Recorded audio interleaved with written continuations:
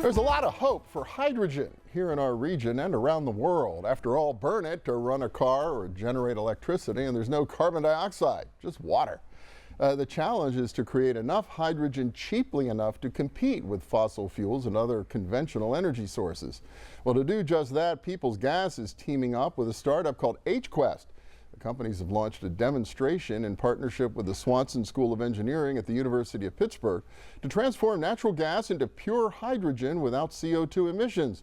The process is called pyrolysis, and the byproduct is carbon black, a material used to make batteries, paints, pigments, rubber products, tires, and more.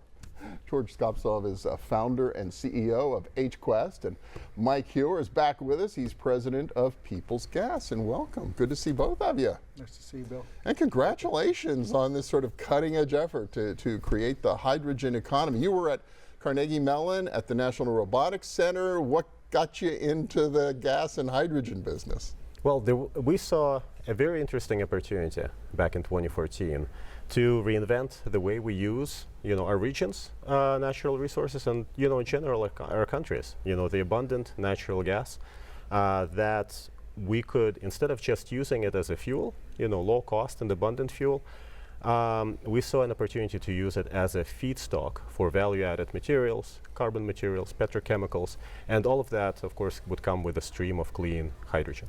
Okay, and that's where this becomes really critical. And we have this bountiful resource here in our region. It's so one of the largest natural gas reserves, in the Western Hemisphere?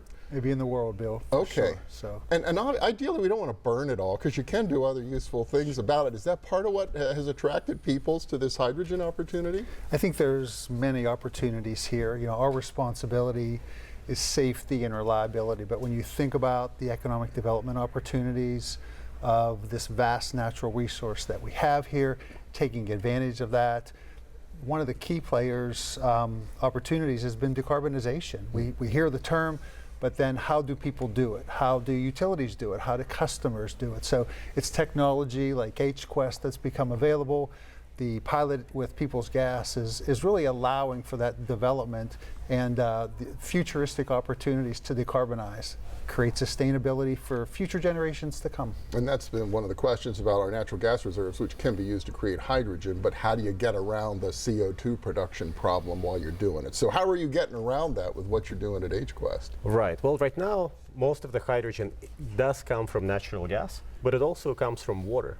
And all the carbon in the methane molecule, in the natural gas molecule, basically ends up carbon dioxide. 10 kilograms of CO2 per kilogram of hydrogen. Now the big question is, well, what do you do with it now? It's a big cost.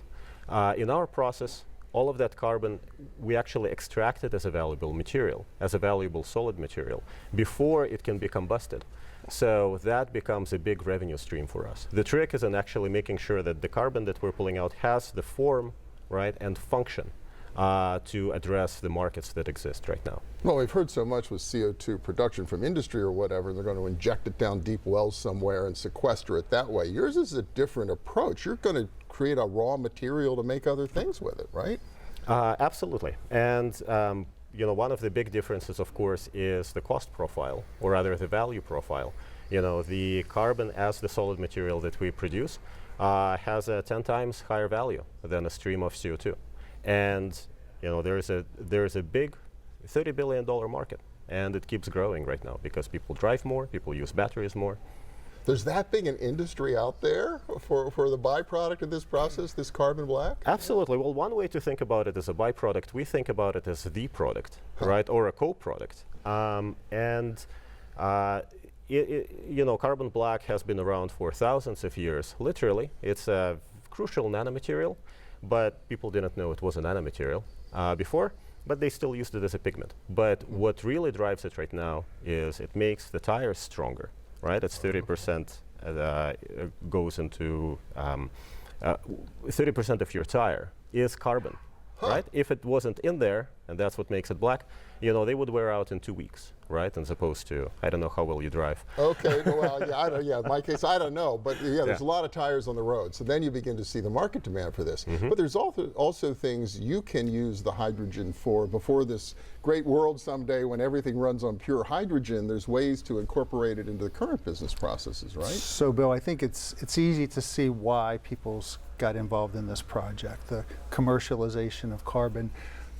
Almost every gas utility in the United States is focused on decarbonization, right? Sustainability for the future. But how do we do that?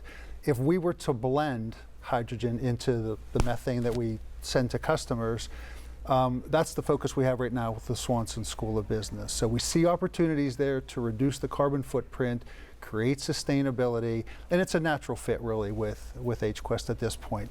You can see George and the HQuest team, the technology they bring to the table.